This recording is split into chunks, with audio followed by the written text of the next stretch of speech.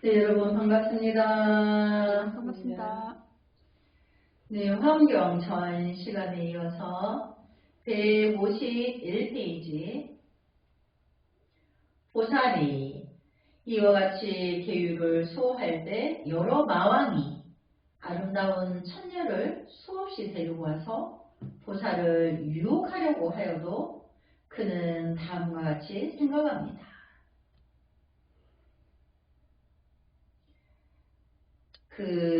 이제 여기 마왕은 천상의 마왕인데, 천마외도라고 하죠.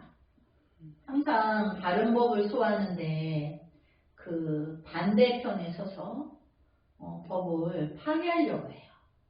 그래서 이제 그 보살을 망치게 하려고 아름다운 처녀를 데리고 와서 유혹해서 법을 파괴하려고 한다는 거죠. 그랬을 때도 이제 보살은 이렇게 생각한다는 거예요. 이 오욕은 이제 5가지 욕심. 그럼 우리가 5가지는 안이비설신. 안이비설신의까지가 6가지죠. 의를 빼고 안이비설신이 5가지를, 이 5가지가 즐거움을 추구한다는 거예요. 그래서 이 오욕, 이제 이 오욕은 불도의 장애가 된다. 이에 집착에서는 위험은 최고의 깨달음을 얻을 수 없다. 그래서 보살은 직접 부처님을 만나 뵈온 이래 한 생각의 욕심도 일으키지 않고 마음이 청정하기가 마치 부처님과 같아졌습니다. 우리가 이제 나의 안이비설신의 육군 육식을 끊어서 나의 불성을 만나서 내가 이제 과거 전생의 습기를 녹이죠. 그래서 보림을 하는 시간이 10년, 20년 동안 이렇게 하면서 이제 내가 내 안의 불성을 만나고 나서는 그 안이비설신 오욕락에 물들지 않게 돼요. 그걸 지키는 게 어렵지가 않게 돼요. 그래서 이제 늘 청정한 게 부처님과 다름이 없다는 거죠. 내 안의 불성이 늘 성성하니까.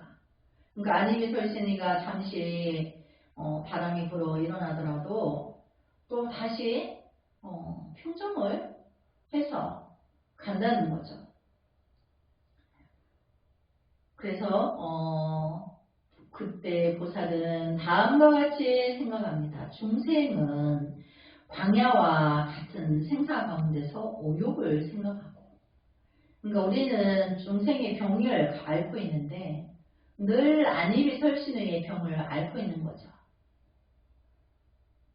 그래서 광야와 같은데 드넓은 그 들에 그 말이 멋대로 뛰노는 것처럼 그 안이비설신이가 멋대로 날뛴다는 것을 이렇게 비유하는 거예요. 광야의 가운데서 오욕을 생각한다. 동서남북 없이 그냥 멋대로 말이 뒷발차기도 하면서 이렇게 나대는 것을 우리 안이비설신의가 왕왕 일어나는 것을 거기에 이제 비유한 거예요.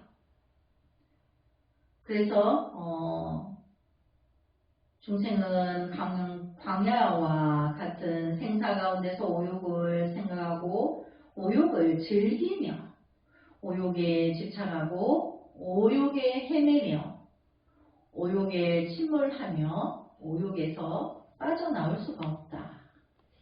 나는 지금 여러 마왕, 천녀 및 일체 중생으로 하여금 무상의 계율을 세우게 하자. 또 가르쳐서 불태전의 경지를 얻게 하고 위험은 최고의 깨달음을 얻게 하자. 왜냐하면 이것이 내가 할 일이며 여러 부처님도 모두 이와 같이 행하였기 때문이다. 보살은 이렇게 생각한다는 거죠. 그러니까 이제 우리가 공부를 해서 내 안의 불성을 만나서 과거 전생의 습을 녹이는 그 보림의 시간이 지나고 나면 보살도를 행동으로 하게 돼요. 이제 스님이 불의를 보면 분노하죠. 그렇다고 그 끝까지 갖고 가는 적이 없어. 스님이 항상 그렇죠. 방금 전에도 스님 안 그랬나요? 우리 장미가 스님한테 혼나도 두려워하지 않아. 왜냐면 좀 있으면 이제 언제 그녀는 듯이 또 법문을 할 거기 때문에. 그래갖고 이제 버릇이 없어질지 몰라. 근데 그렇진 않겠죠. 보살은 그런 거예요. 여기 있는 스님이 모든 스님들이 공부하는 것은 보살도를 위해서 공부하는 거예요. 그래서 그런 보살의 도를 수행하기 위해서 미혹한 중생을 구제하기 위해서 자기 성부를 미루고 사바세계 남면부재 조국 강강 중생들을 거두기 위해서 이제 실천적으로 들어서는 것을 보살도라고 하는 거예요. 우리가 보살도를 위해서 공부하는 거예요. 그럼 여기 있는 스님이 모든 대중에게 똑같이 저울에 달면 똑같아. 근데 중생의 업이 천차만별이다 보니까 그 업에 따라서 정도의 차이가 있는 거지. 저울에 달면 똑같다는 거죠. 그래서 이제 안입이 설신의와 마왕 천녀 이제 천상의 마군들이 수행을 이제 이루지 못하게 방해를 많이 해요. 근데 우리가 공부를 할 때 결국엔 큰 깨달음은 그 마군들에 의해서 깨달음을 들어가게 돼요. 그러니까 큰 마군의 큰 원적들이 그 깨달음을 도와주는 보시 된다. 그래서 그거를 도와 저울에 달면 똑같다. 서가모니 부처님이 처음에 이제 그 도에 들 적에 마지막에 마왕 파순이 여러 아주 아름다운 미녀로 여러 명의 미녀로 변신을 해가지고 도력이 출중해가지고 알 수 없는 향기와 소리와 악기와 이렇게 연주를 하면서 기묘한 몸놀림으로 서가모니 부처님 앞에 와서 악기를 이제 흔들면서 춤을 추고 요란하게 향을 피고 요란한 몸짓을 하였어요. 근데 서가모니 부처님은 그것을 보고도 털끝만큼도 요동하지 않았어요. 그리고 이제 마왕 파순이 서가모니 부처님에게 그러죠. 고탐하여 그대가 도를 이루려는 건 부질없는 짓이다. 이렇게 오용락에 빠져서 즐기면 어찌 즐겁지 아니한가. 이것을 버리는 것은 어리석은 짓이다. 이렇게 막 유혹을 해요. 근데 서가모니 부처님은 그걸 듣지 않죠.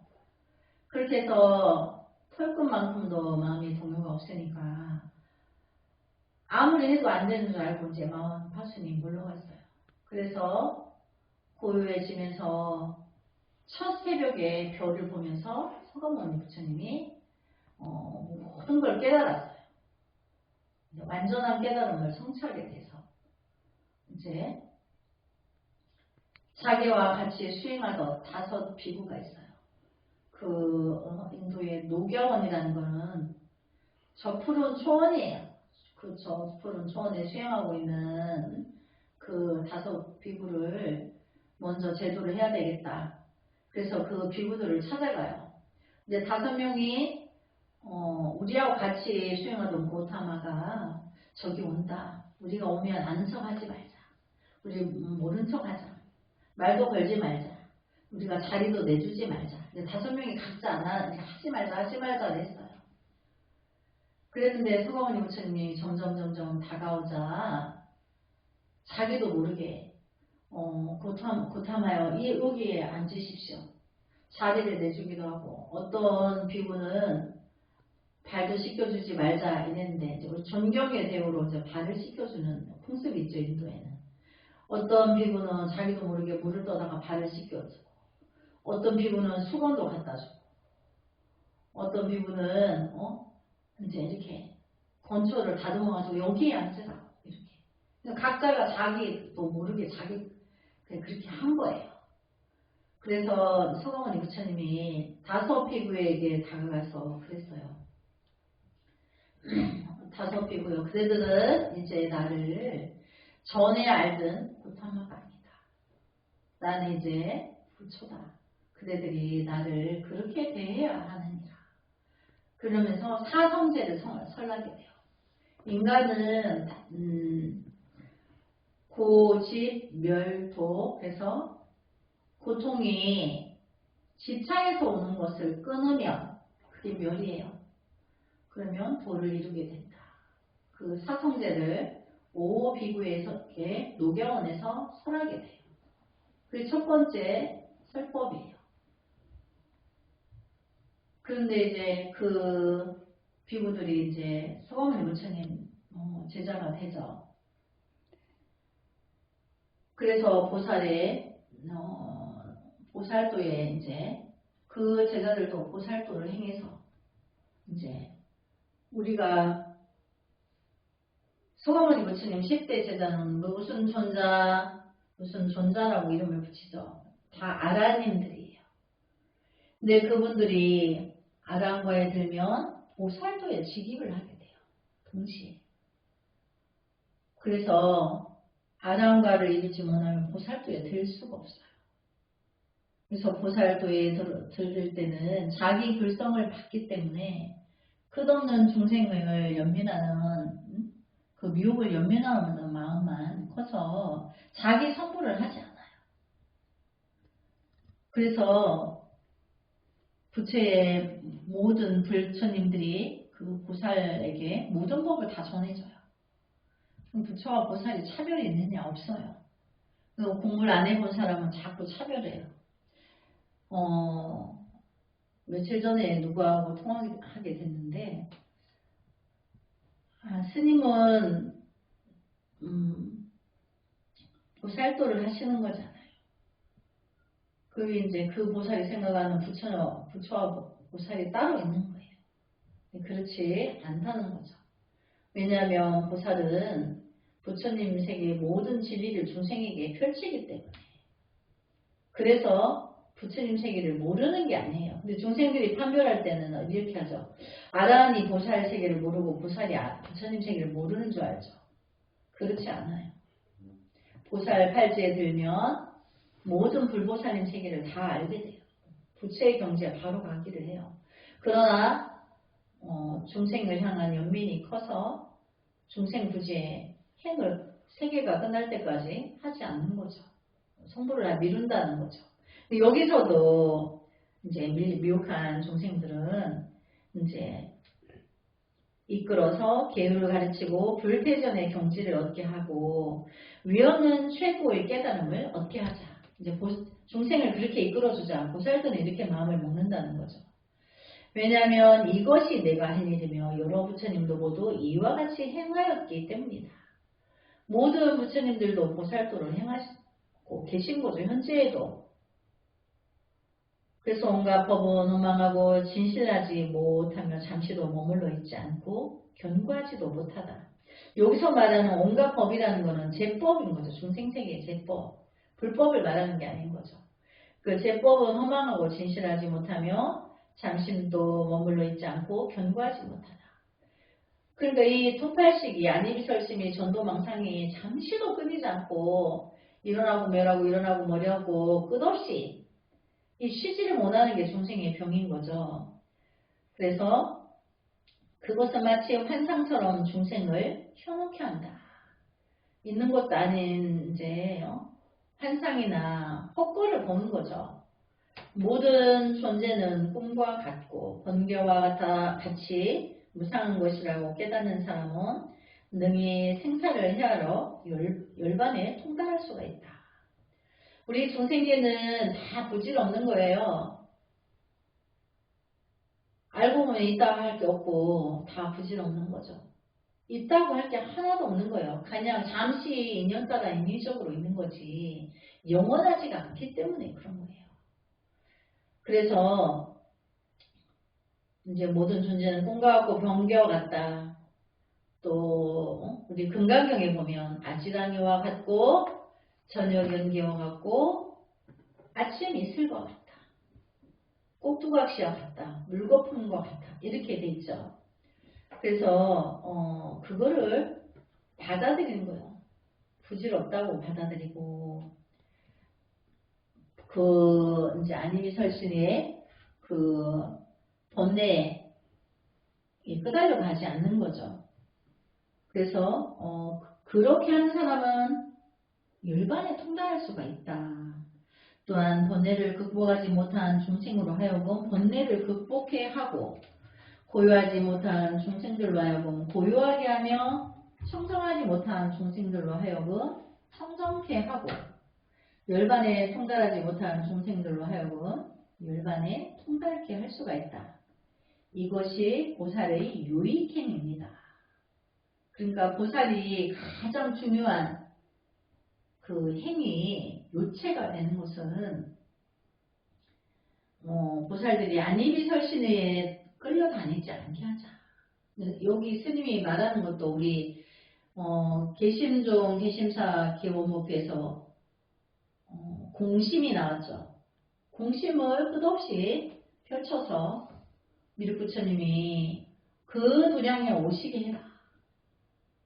그러니까 공심은 분별하지 않는 거예요. 어떤 분별도 없이 그냥 무상무념으로 내가 거룩한 부처님 진리를 알고 거룩한 마음을 바치고 그 어떤 누구에게도 누가 와서 같이 수행한 같은 도변 그 도량의 도반들에게 내가 혹시 이제 폐가 되지 않을까 항상 배려하고 나보다 그들에게 먼저 배려하고 그러면서 수행에 부정함이 없도록 우리가 이제 작은 법당이지만 이제 그렇게 해야 된다는 거죠.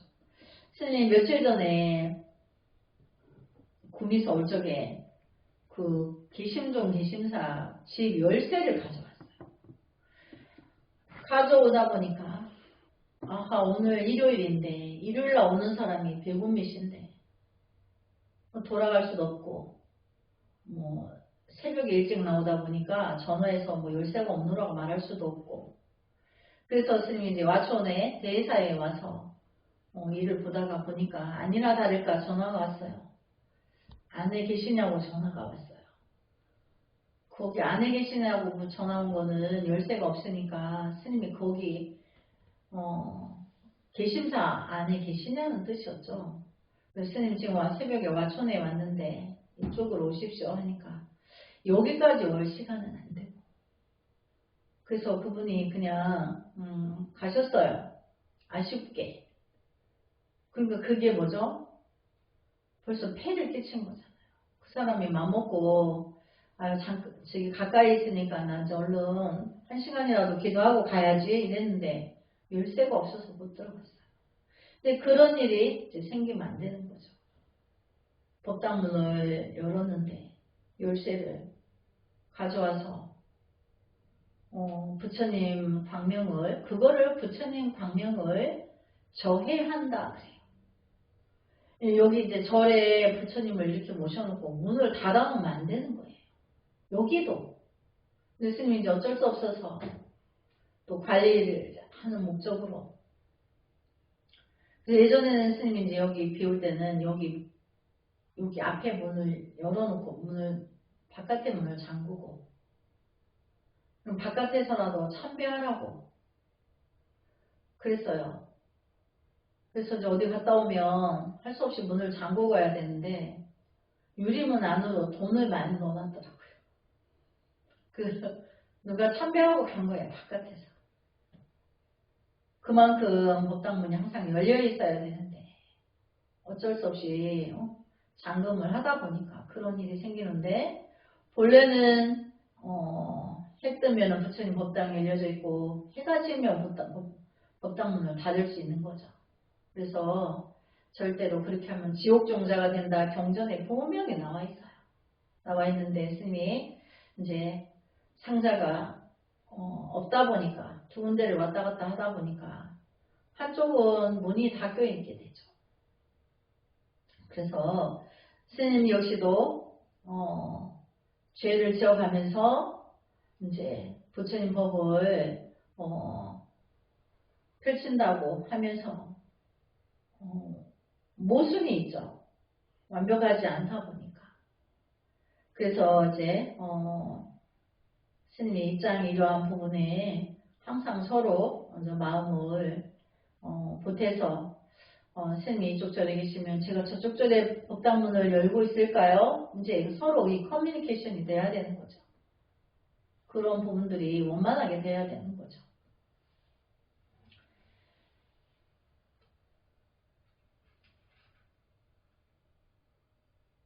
그래서 보살의 요익행이라는 거는 첫째도 백째도 중생의 안이비설신의 육군 육식에 70, 80까지 전도망상을 끊어야지만 그게 청정하게 되고 또 열반에 통달하게 되는 거니까 그 길을 제시한다는 거죠.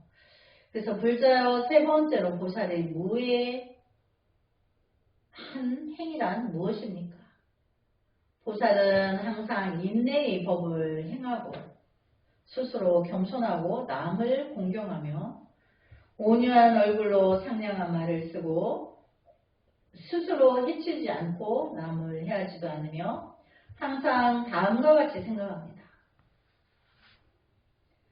그러니까 남에게 이제 화나는 얼굴이나 화나는 언행이나 거친 언행은 쓰면 안 되는 거죠.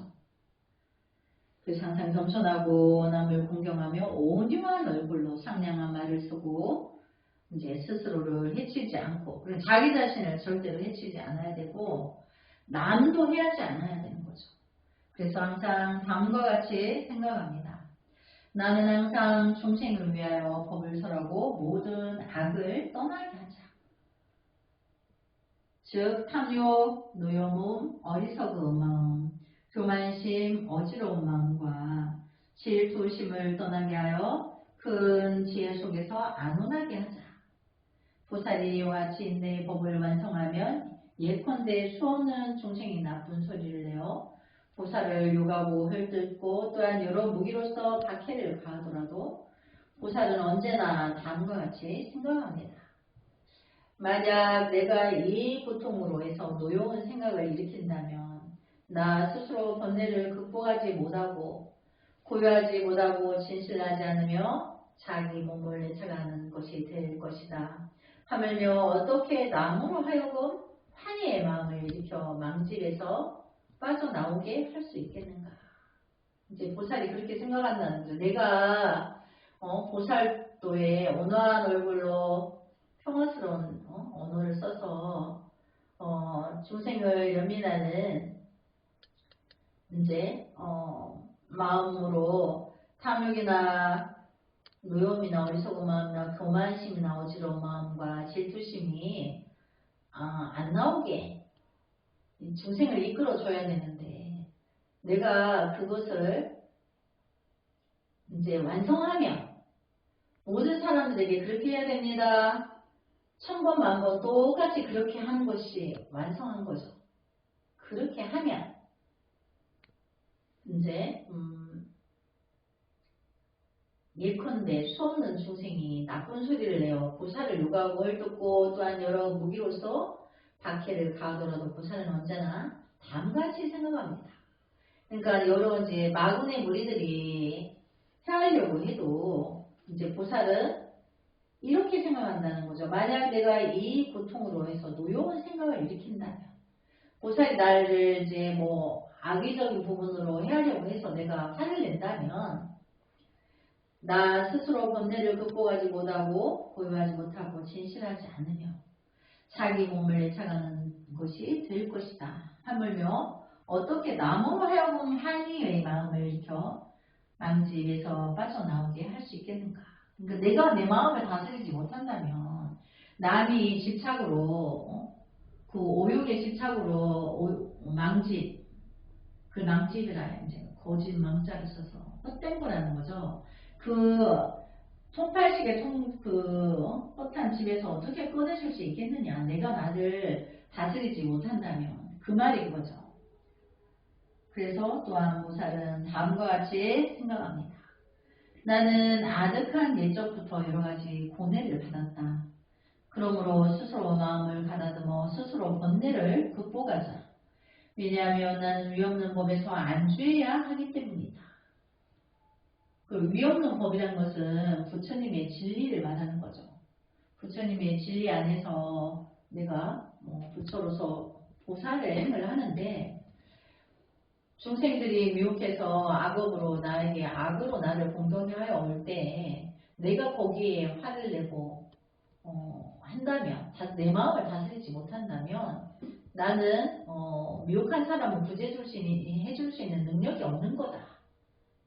이제 그거를 말하는 거예요. 내가 자격이 되려면 어떤 이제 악의적인 사람들이 나한테 오더라도 내가 그들과 같이 그러지 않는다는 거죠. 같이 그러면 그를 구제해 줄 수 없기 때문에. 네, 그럼 내가 자격이 요건이 안 갖춰진 거죠.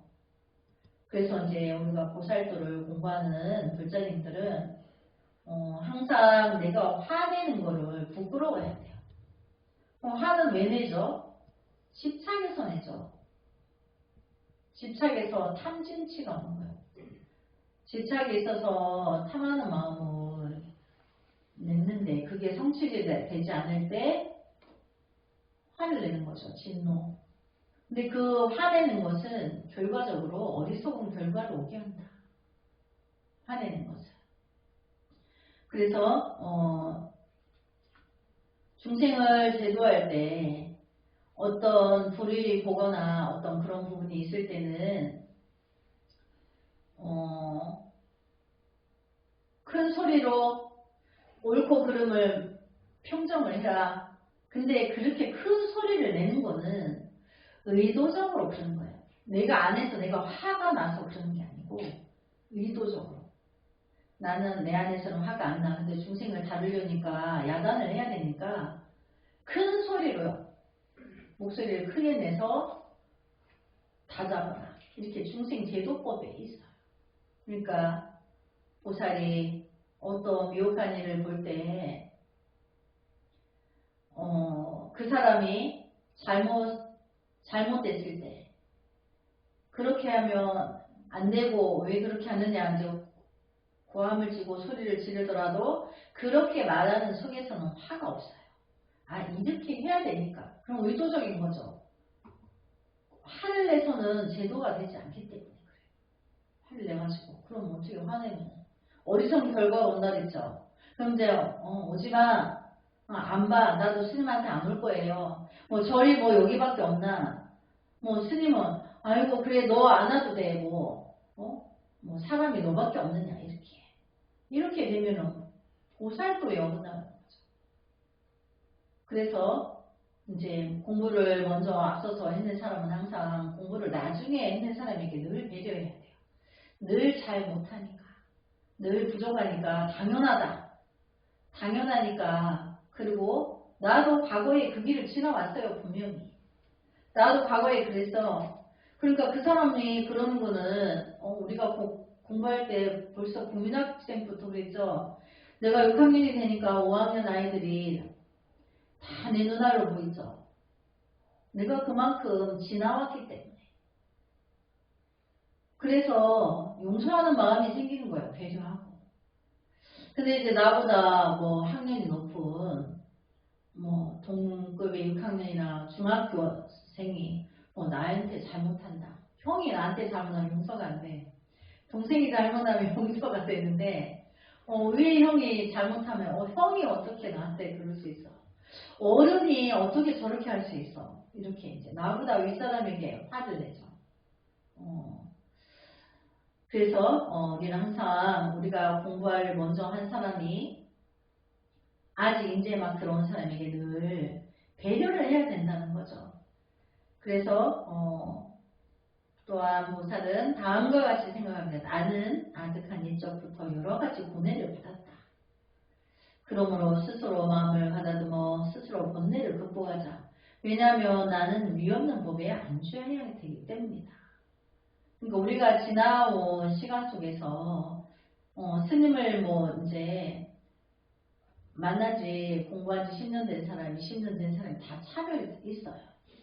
왜냐면 이제 스님한테 하도 이제 야단을 맞아가지고 스님이 이제 진짜 화를 내게 되면 목소리를 내려가지고 이제 조용히 차분하게 이렇게 말을 하면 이제 우리 스님 화났다. 이제 옆에 친구도 막 옆구리 꾹꾹 찌르고 옆에 동안도 옆구리 찌르고 이렇게 자세 바로 하라고 이제 이렇게 이게 이제 겪어봐가지고 그러니까 그런 것처럼 먼저 공부를 한 사람은 뒤에 오는 사람에게 부족하니까 늘 그렇게 이제 배려를 해야 된다는 거죠. 다시 보살은 중생으로 하여금 이 법을 얻게 하기를 원하여 다음같이 생각합니다. 이 몸은 공적하고 나도 없으며 나에게 속한 것도 없으며 진실의 본성도 없다. 우리는 각자가 내 육신을 가지고 그렇게 생각해야 된다는 거죠. 내 육신은 없는 것과 같아. 나랄 것도 없고 또 진실도 없고 영원하지도 않아. 또 모든 고락도 그 실체가 없다. 고와 낙이 있는데 알고 보면 그 본질이 없다는 거죠. 모든 것은 공한 것이라는 것을 나는 능히 깨닫고 사람들을 위해 널리 설날이다. 그러니까 내가 이제 안일이 설신에 의하여서 전도망상이 때론 내가 뭐 좋았다가 싫었다가 뭐 이렇게 모든 표현들이 일어나더라도 이거는 그냥 부질없는 거다. 내가 이 통팔식은 그냥 그때그때 상황 따라 어떤 상황을 접할 때마다 그게 좀 더하고 덜함의 판별들이 늘 일어나고 꺼지고 일어나고 꺼지고 하는 거지 중요하지 않다. 진실이 아니다. 그래서 이걸 없다고 생각하자. 나는 없는 건데 내가 뭐를 보고 누가 화내는 이 나가 누구냐 이제 이렇게 항상 나에게 그렇게 해야 된다는 거죠. 가령 내가 지금 고뇌나 박해를 겪더라도 능히 그것을 참고 견뎌야 한다. 즉 중생을 가엾이 여기고 중생을 안락케 하여 중생을 고도 붙들고 중생으로 하여금 불대전의 경지를 얻게 하여 마침내 위없는 최고의 깨달음을 완성시키고자 생각하여 부처님이 행하던 법을 나도 또한 행해야 할 것이다. 이것이 보살의 무해한 행입니다. 그러니까 보살의 무해하다 하는 그 행은 모든 부처님들이 그랬듯이 내가 중생들 앞에서 어떤 악의적인 나에게 어떤 의도적인 해침이 오더라도 내가 그거를 이제 똑같이 받지 않고 배려해서 돌려서 저렇게 오는 저 사람도 내가 끝까지 구제해서 성불시키겠다. 이제 이 마음이 있어야 된다는 거죠. 근데 이제 여기 책에는 그렇게 나와 있지만 실제로 자기 불성을 보면 그렇게 돼요. 이런 이렇게 해야 된다. 안 해야 된다. 나 할 수 있을까? 이런 걱정 안 해도 돼. 왜냐면 자동으로 그 마음이 있어요.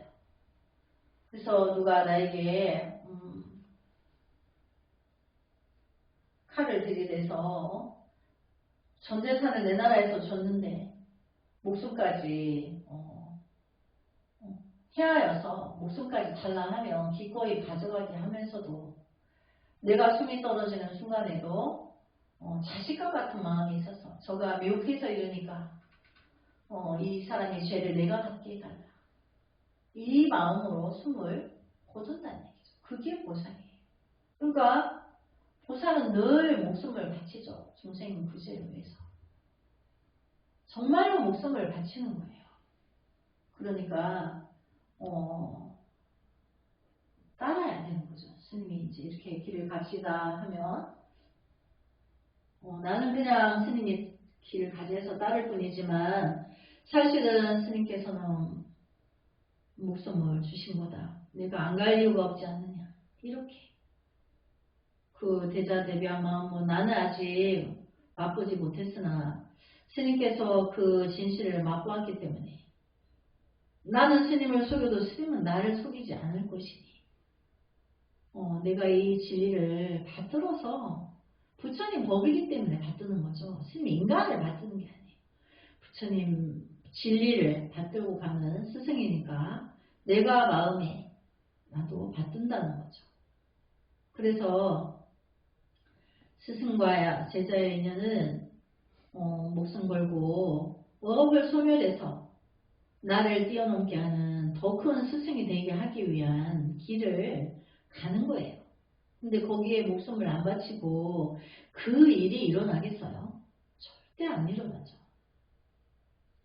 그래서 부처님의 모든 진리는 중생을 향한 연민이 깊기 때문에 일체 중생을, 죄 많은 중생을 자식과 같이, 또 어떤 경전에는 외아들과 같이 여긴다. 그래서 아낌없이 다 이제 준다는 거죠. 그래서 우리가 이제 항상 부처님 마음에 대해서 한 번 더 이제 거룩함을 받아들이면서 또 한 발 한 발 가야 되는 거죠. 그 다음에 불자 네 번째로 보살의 무진행이란 무엇입니까?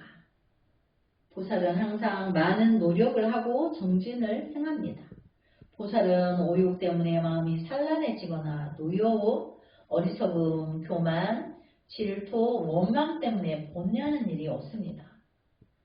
실제로 우리가 자기의 자성을 보게 되면 여기에서 보면 한번 볼까요? 오욕, 자기의 오욕 때문에 그 오욕을 추구하지 않기 때문에 뭐 노여움이라든가 어리석음, 뭐 어리석은 짓을 한다든지 진짜로 노여워한다든지 이런 게 없어요.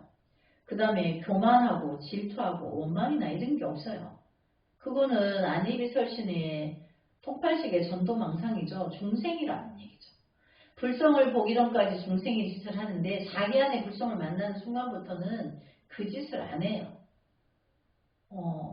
안 해지죠. 그래서 또 보살은 다음과 같이 생각합니다. 이 스님이 이거를 왜 이야기하냐면 스님이 공부하기 전에는 안 믿었어요. 책을 읽어도 믿어지지가 않았어요. 근데 이제 스님 공부를 하고 보니까 이건 진실이구나. 정말로 그렇구나. 그런 게 일어나지 않죠. 그래서 자기 안에 불성을 보기 전에는 힘들어요. 뭐든지 내가 중생의 병은 뭐든지 안 하고 싶은데 하라고 하니까 반대적인 거를 하면서도 늘 번뇌가 일어나요. 근데 자기 안에 불성을 보고 나면 그때부터는 하든 안 하든 힘들지가 않아요. 정신적으로 번뇌나 이런 게 없어요. 그러니까 삶이 굉장히 순조롭죠. 근데 나이를 먹으면서 오는 육신에 고통이 있어요. 이제 병이 찾아오죠. 이제 병이 이제 벗이야 병도 친구예요. 병도 친구 삼아 가는 거예요. 그래서 인간이 병이 없고 늘 늙지도 않고 건강하면 교만 방자해진대요. 그래서 병이 오는 거예요. 병도 수행을 도와주는 곳인 거죠. 그래서 이제 우리가 이제 보살도에 들었는 보살은 그럼 중생들이 하는 짓을 안 한다. 그래서 이제 여러분이 혹여라도 여러분이 생각하는 것처럼 스님도 그렇게 생각한다고 생각하면 절대 안 돼요. 스님은 우리와 좀 판단이나 사고가 다르기 때문에 내가 생각하는 것처럼 스님을 그렇게 봐서는 안 된다는 거죠. 스님은 그런 중생이 생각하는 그런 거를 일도 생각하지 않고 살아요. 근데 이제 늘 보면 자기들이 생각하는 것처럼 스님도 생각하는 착각하고 말을 하는 경우가 왕왕 많죠. 그래서 스님은 그렇지 않다고 늘 스님이 배려하고 포용하죠. 그래서 또 스님이 그렇게 하는 걸 또 의심하는 사람도 있어요. 자기가 안 가봤기 때문에. 그러나 의심할 필요 없고 내가 내 안에 불성을 만나기만 하면 수행이 훨씬 유하고 어떤 그 고통이 있더라도 부처님 앞으로 고통을 다 내가 포용할 수 있고 감지할 수 있고 배려할 수 있기 때문에 중생의 생각은 있지 않다는 거죠. 그래서 어떠한 중생도 괴롭히려고 생각하지 않기 때문에 정진을 행한다. 오늘 수업 여기까지 하고 다음 시간에 이어서 하겠습니다.